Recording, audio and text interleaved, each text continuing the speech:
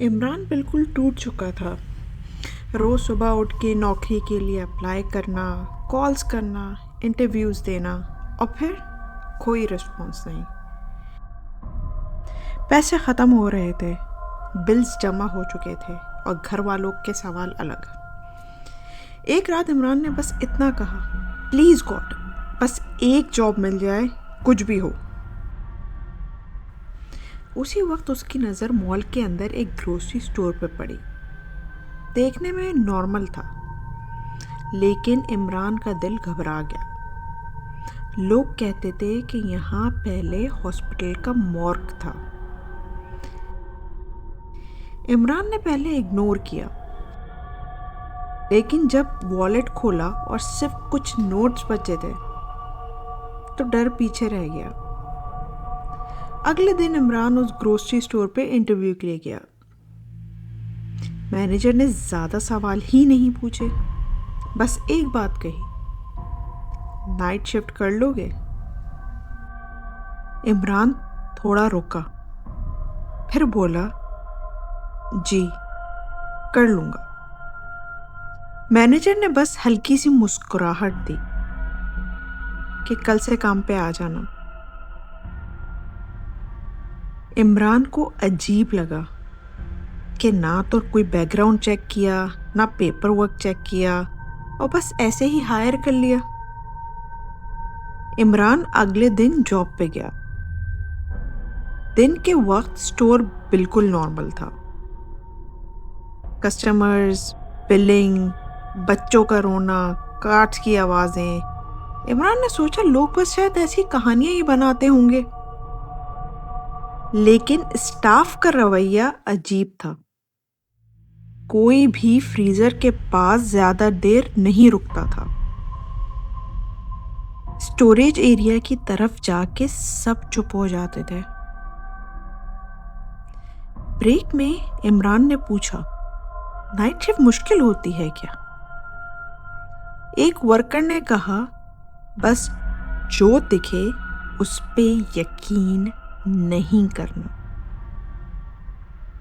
दूसरा बोला, और जो आवाज आए उसको इग्नोर कर देना। इमरान हंसा, लेकिन दिल तो उसका भी घबरा रहा था। रात को जब स्टोर बंद हुआ, मॉल बिल्कुल खामोश हो गया। लाइट्स हल्की सी रह गई। इमरान के साथ सिर्फ एक और उसका कोवर्कर था, जो कि उससे उम्र में थोड़ा बड़ा था, बहुत कम बोलता था। उसने कहा, मैं ऊपर इन्वेंट्री देख रहा हूं, तुम शेल्फ स्टार्ट कर दो। और इसी तरह इमरान अकेला रह गया। स्टोर के बंद होते ही स्टोर के अंदर की हवा कुछ ठंडी सी हो गई, और वो कोई नॉर्मल ठंडी हवा नहीं थी। एक अजीब सी एहसास के साथ उसके अंदर फेक फीलिंग सी थी कुछ। इमरान को लगा कि उसके पीछे कोई खड़ा है। उसने मुड़ के देखा तो कोई नहीं था। फिर अचानक सीढ़ियों पे से किसी की चलने की आवाजें आने लग गई। इमरान ने ऊपर देखा, स्टोरेज की सीढ़ियों पर एक साया ऊपर उसको नजर आया, जो सिर्फ एक साया था, ना कोई चेहरा, ना कोई छवि, सिर्फ एक साया। इमरान का दिल जोर से घबराया, जोर से धड़का। वो भागते हुए कोवर्कर के पास गया। इमरान ने कांपते हुए कहा, मैंने किसी को देखा ऊपर जाते हुए। कोवर्कर ने गहरी सांस ली और उससे कहा, तुमने फराज को देखा है? इमरान ने पूछा, फराज कौन? तो उस कोवर्कर ने कहा कि यहाँ का एक पुराना वर्कर हुआ करता था, जिसकी डेथ नाइट शिफ्ट में ही हो गई थी। उसने बताया कि फराज के कुछ साल पहले स्टोरेज एरिया में किसी वजह से डेथ हो गई थी। पुलिस ने कहा सुसाइड है, लेकिन कोवर्कर ने धीरे से बोला, फराज उस रात अकेला नहीं था। इमरान का गला सूख सा गया। इमरान का दिल कह रहा था कि मैं बस यहाँ से भाग जाऊं किसी तरीके से, लेकिन मजबूरी की जंजीरों ने उसे थाम के रखा हुआ था। उसके दिल में आया बस किसी तरह ये रात निकल जाए। फ्रीजर सेक्शन लास्ट था। इमरान ने देखा कि फ्रीजर से सफ़ेद धुआं निकल रहा है, जैसे कोई फॉग हो।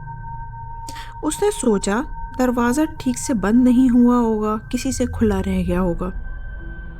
जब वो पास गया, ठंडक अजीब सी हो गई, जैसे हवा नहीं कुछ और उसे अंदर घसीट रहा हो, खींच रहा हो। उसने दरवाज़ा पकड़ा। अचानक किसी ने उसका जैकेट पीछे से पकड़ लिया। इमरान चीखा। फ्रीजर का दरवाज़ा खुद खुल गया। अंदर कोई शेल्फ नहीं था, कोई फ्रोजन फूड का सेक्शन नहीं था, बस एक हॉस्पिटल जैसी मेटल ट्रे थी जो कि मॉर्ग्स में होती है,